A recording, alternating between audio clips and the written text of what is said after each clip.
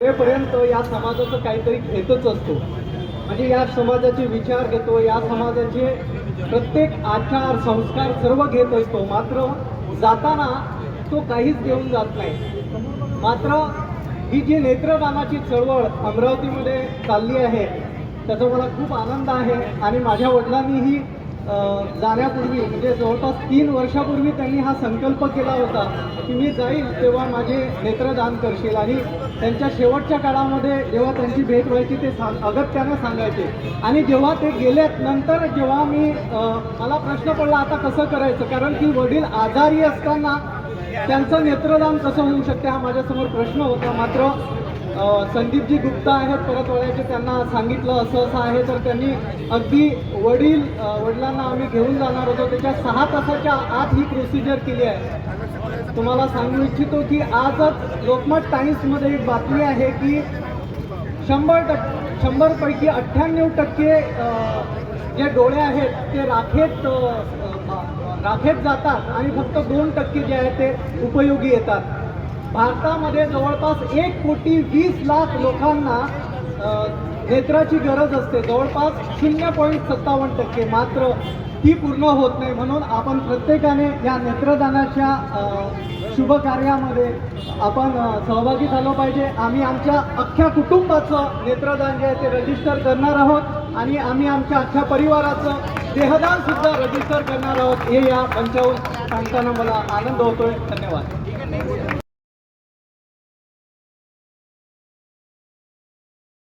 हा निर्णय घेतला का आपण आपल्या याच्यासाठी या उपक्रमासाठी ज्या घरात काही होऊ नये ते प्रसंग झाले आणि एक निर्णय घेण्यात आला की आपण आपल्या काही पाल्याचे आहेत, काही पालकाचे आहेत, माता भगिनी यांचे डोळे दान करण्याचा निर्णय त्यांनी घेतला. खरोखर सगळ्यात पहिल्यांदा त्या कुटुंबाचे आभार की त्यांनी हा निर्णय घेतला आहे आणि आज हा आपण कार्यक्रम आयोजित केलेला आहे. अशा वेळेस ते घडते, अशा वेळेस तो निर्णय घेणं, अशा वेळेस कारण कसं आहे की जास्त वेळ पण लावून चालत नाही, डोळे तेवढ्या वेळात ते निघाले पाहिजेत. पण एक गोष्ट सांगतो, कधी असे प्रसंग तुमच्यावर घडू नयेत. पण जर घडत असतील तर एक गोष्ट आवर्जून करा, आवर्जून तुमच्या ज्यांचे काही असतील नातेवाईक त्यांचे डोळे जर दान करायचे असतील तर ताबडतोब ते डोळे दान करण्याचा निर्णय घ्या. थोडासा कठोर होईल. म्हणजे आज हरिणाच्या मातापित्यांनी जे डोळे म्हणजे आता ती एवढीशी चिमुकली पोरगी तिचे डोळे दान करण्याचा निर्णय घेतला, हे फार कठीण होतं.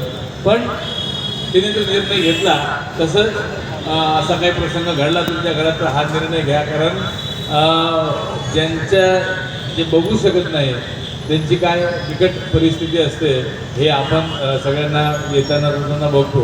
पण तरी ते फार जिद्दीनं हिमतीनं काही काम करत असतात. काही लोक कोणी गाणं म्हणते, कोणी काही काम करते.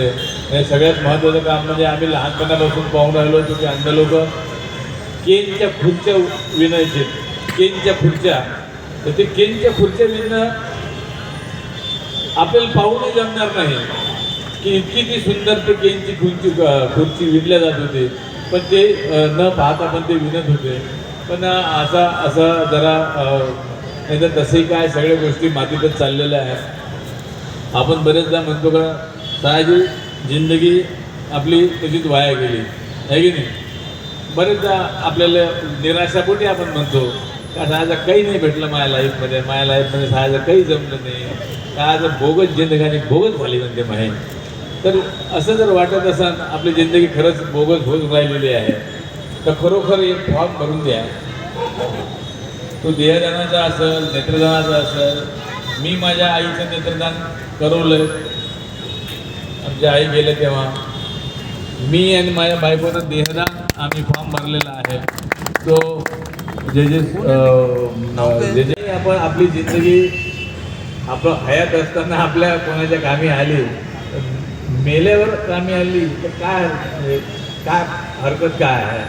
तर असे निर्णय आता सगळ्यांनी घेतले पाहिजे.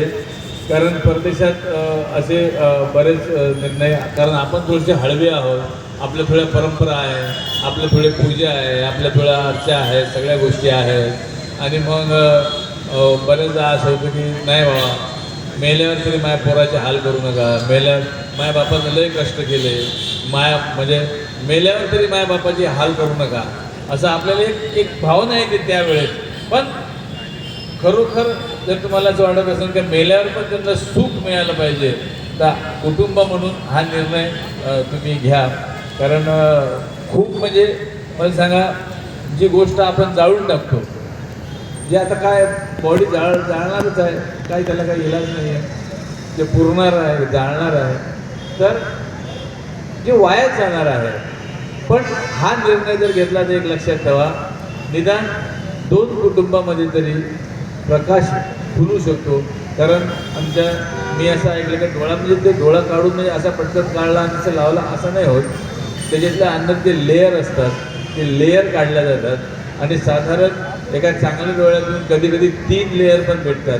हे लक्षात ठेवा, एका डोळ्यातून 3 काय म्हणतात, यांचा अर्थ जास्त असेल, मला कमी आहे, कॉर्निया जे आहे, त्याच्यामुळे एका डोळा काढल्यानंतर 3 लोकांना पण दृष्टी मिळू शकते. हा त्याच्यामागचा खास उद्देश आहे. सो म्हणजे असं ते आम्हाला पण वाटतं का पूर्ण डोळा काढला लावला पूर्ण डोळा, असं होत नाही. असा पतला लेअर तो काढला जातो. तज्ज्ञ डॉक्टर आहेत, मग अशी त्या डॉक्टरांनी इंटरव्ह्यू घेतला, ते डॉक्टर आहेत.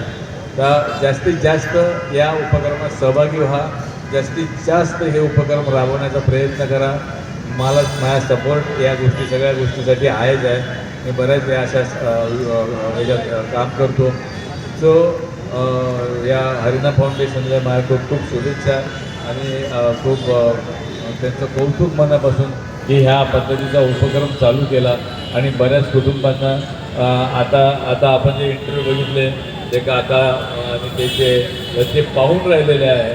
त्यामुळे लक्षात ठेवा, आपला शरीराचा तुकडा वाया जाण्यापेक्षा कोणाच तरी कामी येत असेल तर तो लय चांगली गोष्ट आहे.